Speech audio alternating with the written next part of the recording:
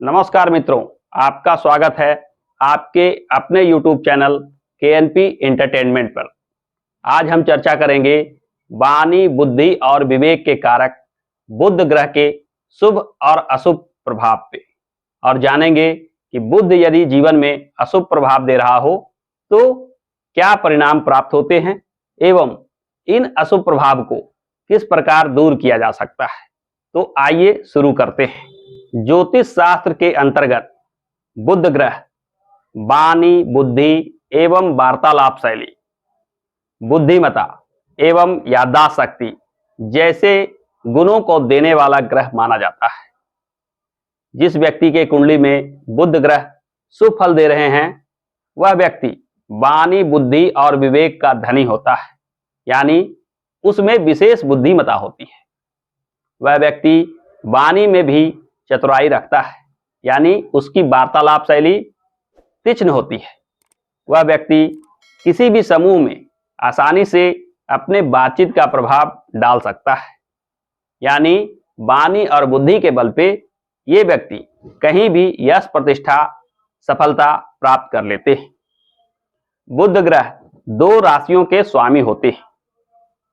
पहली राशि है मिथुन राशि एवं दूसरी राशि है कन्या राशि, यानी बुध मिथुन और कन्या राशि में स्वगृही कहे जाते हैं। इन राशियों का बुध सामान्यतः शुभ प्रभाव देने वाला माना जाता है। बुध कन्या राशि में ही उच्च राशि के माने जाते हैं, अतः कन्या राशि का बुध विशेष फलदायक माना जाता है। बुध के अशुभ प्रभाव यानी बुध के अशुभ हो जाने से इन गुणों की न्यूनता रह जाती है, यानी आप वाणी, बुद्धि, विवेक और वाक्य चतुराई में अपने आप को कम समझते हैं या आप बातचीत की शैली जो अपनाते हैं उसका प्रभाव विशेष रूप से नहीं पड़ पाता है। यानी किसी भी समूह में किसी भी काम को लेकर जो भी आप मन की बात को रखते हैं, लोग उसे उस प्रकार का रिस्पॉन्स नहीं देते हैं जो मिलना चाहिए। बुध के नीच राशि यानी मीन राशि में आने से बुध नीच का हो जाता है। यह नीच का बुध वाणी, बुद्धि, विवेक में कमी लाता है। कभी कभी यह देखने को मिलता है कि नीच राशि का बुध वाणी में ऐसी त्रुटि लाता है जिसे बोलने में हकलाहट, तुतलाहट जैसे नामों से जानते हैं। यही बुध जब जन्म कुंडली में 6ठा, 8वां, 12वां भाव में स्थित हो जाए, यानी कुंडली के त्रिक भाव जो अशुभ भाव कहे जाते हैं, इन भाव में आ जाने पर बुध अपने नैसर्गिक गुणों को देने में कमी रखता है, यानी आप में बुध के जो स्वाभाविक गुण हैं वो कम प्राप्त होते हैं। बुध के शुभ और अशुभ का प्रभाव हम व्यक्ति के व्यक्तित्व से ही जान लेते हैं। कोई व्यक्ति बोलने में दक्ष हो, किसी व्यक्ति की बुद्धि तेज चलती है, किसी में वाक्य चतुराई हो, तो यह निश्चित मानिए कि उसका बुध शुभ स्थिति में है।